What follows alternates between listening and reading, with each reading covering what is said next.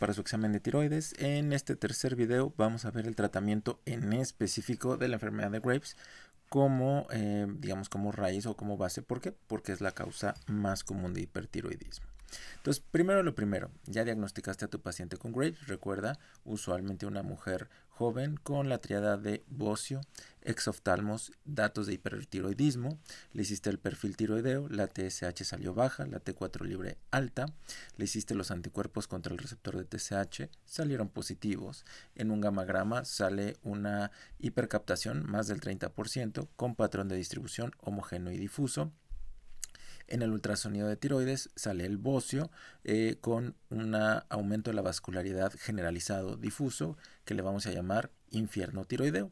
Hasta ahí, ¿no? Entonces ya lo diagnosticaste, ahora sigue el tratamiento. Entonces primero lo primero, la verdad y la realidad es que mientras empiezas a hacer el abordaje diagnóstico, pues tu paciente se siente un poco pues, del nabo, ¿no? Entonces para que tu paciente se siente un poquito mejor, lo primero que tienes que hacer en lo que empiezas el abordaje diagnóstico es darle tratamiento adyuvante, ¿vale? El tratamiento adyuvante lo damos con beta bloqueadores. ¿Cuáles? Los no selectivos. ¿Cuál? Propranolol, ¿de acuerdo? Estos van a mejorar las manifestaciones adrenérgicas, a la vez van a disminuir la conversión periférica de T4 a T3, inhibiendo parcialmente a las desyodinasas. La dosis puede ir desde 10 a 40 miligramos 3 a 4 veces por día, dependiendo de qué tan hipertiroideo o qué tanta taquicardia, insomnio o síntomas hipertensión tenga tu paciente, ¿vale? Ahora, estos bloqueadores, recuerden, beta bloqueadores, recuerden que son no selectivos, pero si tu paciente de la de malas tiene EPOC o asma o algo que la pudiera hacer propensa o propenso a tener un broncoespasmo por este tipo de beta bloqueadores, entonces vamos a utilizar beta bloqueadores selectivos. ¿Cuál? Metoprolol de 50 a 100 miligramos cada 12 horas, ¿vale? Entonces recuerda, si te ponen en un examen, no sé, puede ser un paciente con EPOC o asma que tiene enfermedad de Graves, pues tú no le darías propranolol, tú le darías metoprolol. Ahora, ya empecé a tratar los síntomas. ¿Qué más puedo hacer para cortar el hipertiroidismo? Recuerden, tenemos el tratamiento adyuvante con el yodo, ¿de acuerdo? Cuando tenemos un paciente con Graves que no tiene deficiencia de yodo, pues nosotros podemos provocar un efecto de Wolff-Chaikov. Recuerda, un hipotiroidismo transitorio por yodo. Entonces le damos una cantidad importante de yodo al paciente y con esto bloqueamos a la glándula. ¿Para qué nos va a servir el yodo? Sobre todo son útiles en dos circunstancias. Uno, en tormenta tiroidea y dos, como preparativos para una cirugía que puede ser tanto cirugía tiroidea como una cirugía de otra índole. Casos comunes, ¿no? Apendicitis aguda, pero el paciente viene con enfermedad de Graves activa. Entonces primero bloqueamos la glándula, beta bloqueador. Si el paciente responde clínicamente, puede pasar a cirugía. Muy bien. Ahora, ¿cómo hacemos el tratamiento o cómo dividimos los tipos de tratamiento para enfermedad de Graves? ¿Vale? El tratamiento lo vamos a dividir en dos grandes grupos, el tratamiento conservador y el tratamiento definitivo, quiere decir que no hay vuelta atrás. En el tratamiento conservador tenemos a las drogas antitiroideas, ¿no? Thiamazol, propiltiuracilo. En el tratamiento definitivo tenemos el yodo radioactivo y la cirugía, ¿vale? Vamos a empezar con las drogas antitiroideas. De estas tenemos, bueno, existen más, pero hay dos realmente conocidas. En México solo tenemos Thiamazol. Ustedes la van a leer en literatura de Estados Unidos como metimazol. El Thiamazol que tenemos en México es una prodrógara. Ya que se absorbe, se convierte, posterior a la absorción intestinal, se convierte en metimazol. Entonces es básicamente lo mismo. También van a leer el propiltiuracilo. Sin embargo, en México no tenemos PTU. ¿Vale? ¿Cómo actúan estas drogas antitiroideas? Ambas van a inhibir a la peroxidasa tiroidea de tal manera que van a disminuir la síntesis de hormona tiroidea, básicamente, ¿va? Inhiben al ATP. Propiltiuracilo también va a inhibir parcialmente la conversión periférica de T4 a T3, inhibiendo a las desyodinasas, ¿vale? Y propiltiuracilo va a ser el de elección en el primer trimestre del embarazo porque no tiene efectos teratogénicos, ¿vale? Sin embargo, recuerda, aquí en México no tenemos propiltiuracilo, entonces vamos a utilizar Thiamazol en la paciente embarazada con enfermedad de Graves. Ahora, ¿qué es lo que se tiene que hacer? Tenemos que hablar con la paciente, tenemos que explicarle los posibles riesgos del tratamiento con Thiamazol en su bebé, ¿vale? Ahora, efectos secundarios de ambos fármacos: agranulocitosis en 0.03% de los pacientes, rash, hepatitis fulminante, sobre todo nos preocupa muchísimo con el uso de propiltiuracilo, y aplasia cutis, que se va a presentar con tiamazol, ¿de acuerdo? Recuerda, aplasia cutis es que no se desarrollan las capas de la piel. Ahora, ya vimos el tratamiento conservador con drogas antitiroideas, vamos a ver el tratamiento definitivo, ¿vale? Primero empezamos con el yodo radioactivo. Recuerda que el yodo se absorbe de manera predominante o casi totalmente en la glándula tiroidea. Entonces, el fármaco, o bueno, nosotros nos aprovechamos de este efecto. ¿Por qué? Porque sabemos que solo se va a absorber en la tiroides. De tal manera que a la hora de entrar a la tiroides por el simportador sodio-yodo, el yodo radioactivo va a liberar energía. La energía, o sea, que lo que libera es cuando chocan los electrones, libera rayos beta, y estos rayos beta van a desnaturalizar el ADN, o sea, lo van a deshacer y van a empezar a romper algunas partes de la membrana, de tal manera que van a empezar a destruir paulatinamente las células de la tiroides.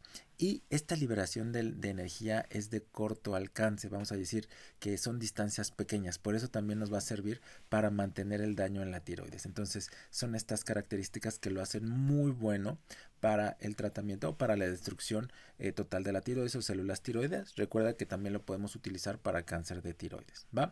El yodo radioactivo lo debes de dar o más bien debes suspender las drogas antitiroideas una semana antes de dar el yodo radioactivo para que tenga su mayor efecto, se absorba lo más que se pueda. El uso de yodo radioactivo con las dosis para hipertiroidismo, para enfermedad de Graves, conlleva un riesgo mínimo de cáncer, o sea, realmente no va a tener riesgo el paciente. Ahora, ¿cuáles son las contraindicaciones del yodo radioactivo? Embarazo y lactancia. ¿Por qué? Porque el uso de yodo radioactivo en estas dos instancias de la vida de la mujer pueden provocar neoplasias hematológicas en la infancia del bebé, ¿vale? También va a estar contraindicado su uso cuando hay dudas de malignidad, porque si hay sospecha de cáncer, lo prudente o lo adecuado sería entrar por vía quirúrgica y quitar la tiroides, ¿va? Cuando hay bocios de gran tamaño, que no los vas a poder destruir solamente con una dosis de yodo radioactivo, entonces preferible ahí hacer cirugía. Y cuando hay orbitopatía activa, ¿por qué? Porque todos los anticuerpos que están pegados a la tiroides, en el momento que destruyas la tiroides van a salir a la sangre y se van a pegar en los ojos. En los ojos van a provocar una respuesta inflamatoria que van a empeorar la orbitopatía. Entonces, por esa razón, en oftalmopatía no lo vamos a utilizar. Bien, hablando un poquito de cirugía, la cirugía nos va a dar un control rápido, pero lo vamos a utilizar en hipertiroidismos graves con bocios muy grandes. O sea, cuando hay una inminencia de tormenta tiroidea, cuando el bocio es muy grande y sabes que con yodo radioactivo te vas a quedar corto, ahí lo vamos a utilizar. También lo vamos a utilizar cuando hay sospecha de cáncer, o sea, nódulos fríos por gamagrama, en ultrasonido se hace una biopsia, una BAF y resulta ser cáncer, entonces ahí tenemos que hacer cirugía. Cuando es decisión del paciente, si la paciente te dice, ¿sabes qué? Yo no me meto con el yodo radioactivo, yo no quiero andar tomando drogas antitiroideas, córtame, bueno, lo mandas al cirujano adecuado para que opere a la paciente.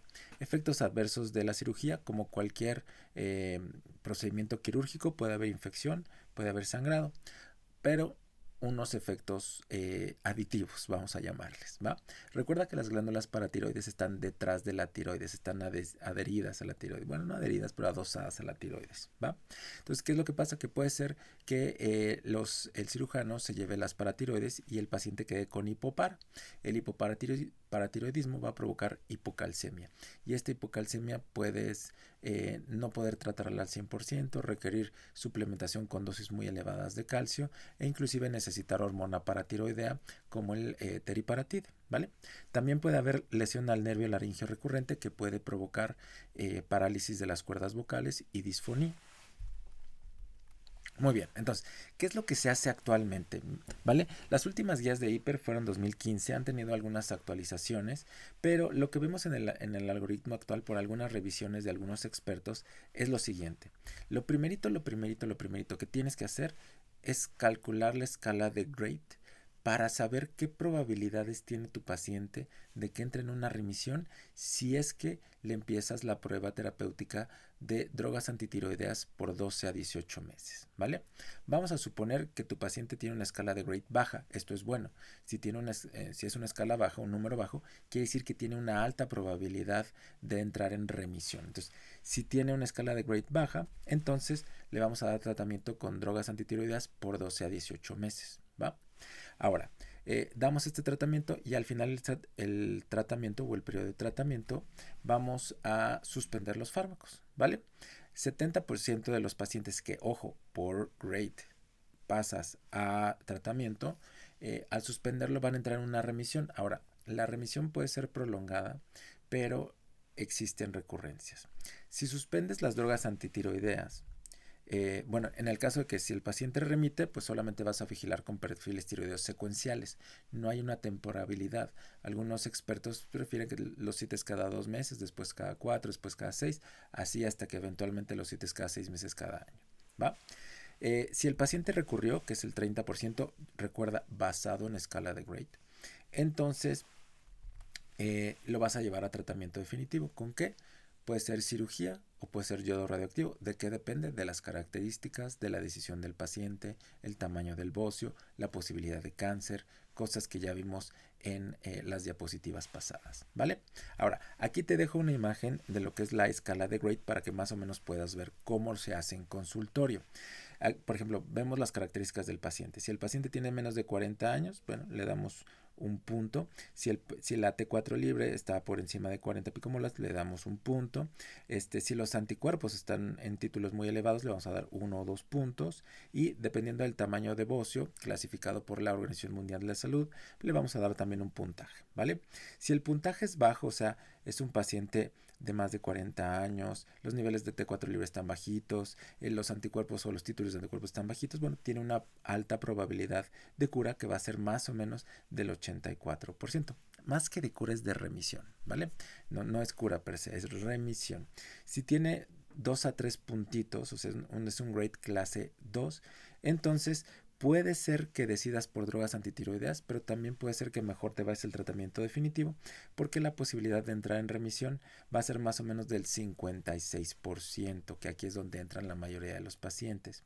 Pero si tienes un paciente en clase grade 3, quiere decir que tiene un puntaje muy alto, o sea, es menor de 40 años, los niveles de T4 libre están muy altos, los títulos de anticuerpos muy altos y el bocio está muy grande.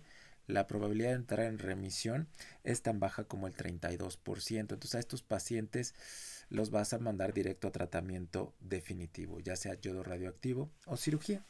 Muy bien, y con esto acabamos básicamente el tratamiento, el algoritmo o cómo llevamos el tratamiento en los pacientes que recién diagnosticas con enfermedad de Graves.